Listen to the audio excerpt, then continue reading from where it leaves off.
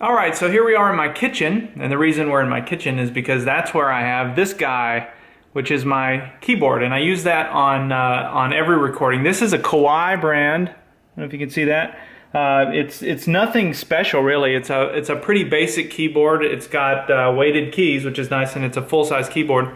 But I bought this on Craigslist for 500 bucks, used off a guy here in Nashville, and I use it on everything. And it's got a MIDI in and out. Every keyboard you get will have a MIDI in and out. That's pretty standard.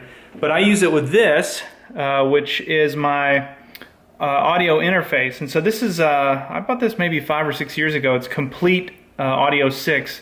Now there's lots of different brands, and you can get these for about 200 bucks, 300 bucks. And they all kind of look the same. There's 2 XLR inputs, which are mic inputs. Now right in the middle of those inputs are another little round hole which you can plug a 1/4 inch guitar cable into. So you can use this to record either guitar or mic, and it's got 2 channels, but pretty basic. If you want to look at them on Google, you can just look up audio interface, and you can do a search for that, and you'll see all the different brands and things. But that's the one I use, so I have the keyboard running into that. Now, I use the keyboard for all the bass guitar, so believe it or not, I'm actually not playing bass on any of those. I'm playing all of that through the keyboard. And for the organ and for piano and electric piano, so I'm doing all that with the keyboard.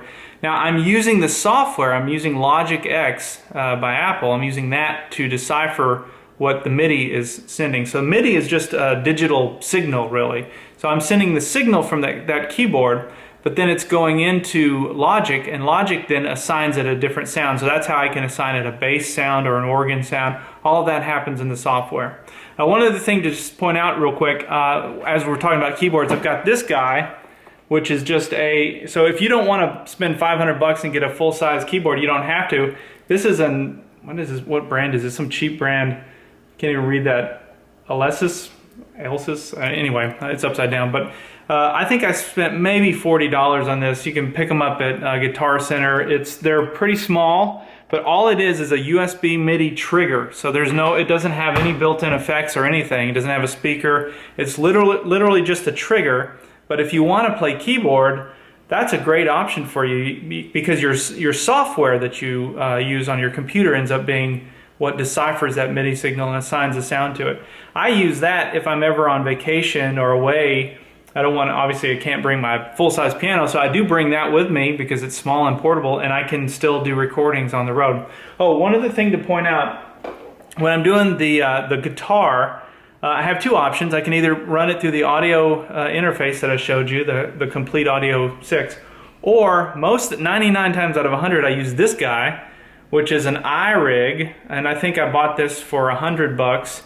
And I bought this 3 or 4 years ago and use it all the time. It's really just, if on one end you plug your guitar into this, and on the other end you have a USB cable, and that's it. I mean, it is like major simple.